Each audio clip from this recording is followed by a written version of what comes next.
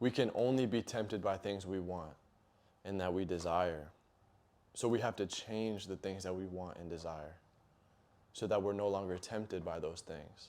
If someone came up to me and said, you want McDonald's? You want a cigarette? You want beer? Whatever. I'm going to be like, nah, I'm good. And I won't even think twice about it.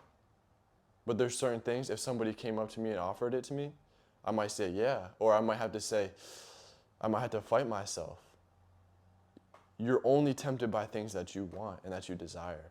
And so we have to get to the root and say, Lord, prune me from the inside, refine me from the inside, whatever it takes, so that I don't fall into those old ways. I want to read this verse in James chapter 1, verse 14. It says, but each person is tempted when he is lured and enticed by his own desire. Then desire, when it has conceived, gives birth to sin. And sin, when it is fully grown, brings forth death. To change your actions, you actually have to change your desires. If you don't desire something, you can't be tempted by something. And if you can't be tempted by something, that won't cause you to sin. So the root is what we have to address, our desires. For example, for me, I like to eat healthy. I'm not trying to eat McDonald's or anything like that. But there was actually a time when I did eat that type of food. And I liked it. I really did. And so the reason I liked it so much is because that's what I ate. I fed it, and my taste was geared towards that. Once I started eating healthy food, at first, I'm gonna be honest, I didn't really like it that much. But as I started eating it more and more and more, then I actually grew a taste for that. And now that unhealthy food is gross to me. And now the healthy food is the only thing I want to eat. It's the same thing with sin and with temptation. If I keep feeding myself the things that my flesh desires over and over again, even though I know it's against God, my appetite for those things is going to get bigger and bigger. And that's all I'm going to want. So it's going to be tough. There's a transition where we're switching out of, okay, eating bad food to eating good food. It's the same thing with sin. Putting bad things into our lives and then putting good things into our lives. I know in my mind, I don't want that old stuff.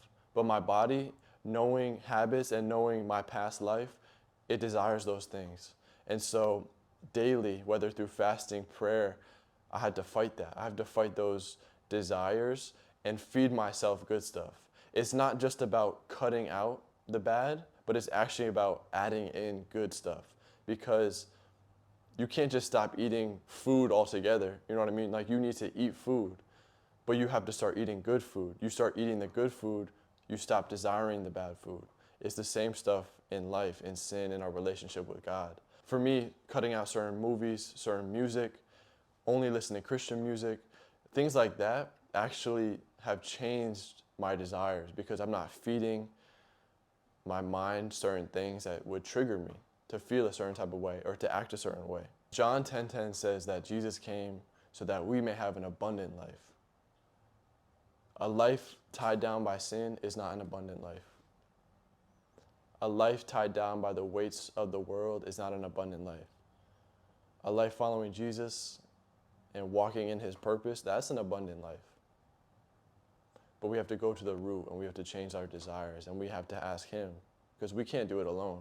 That's what religion is. Religion is thinking that we can do it on our own, that we can work something out.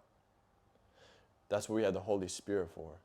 That's what we have prayer for. That's what Jesus came to do. He came so that we may have life, abundant life, free from sin, free from bondage.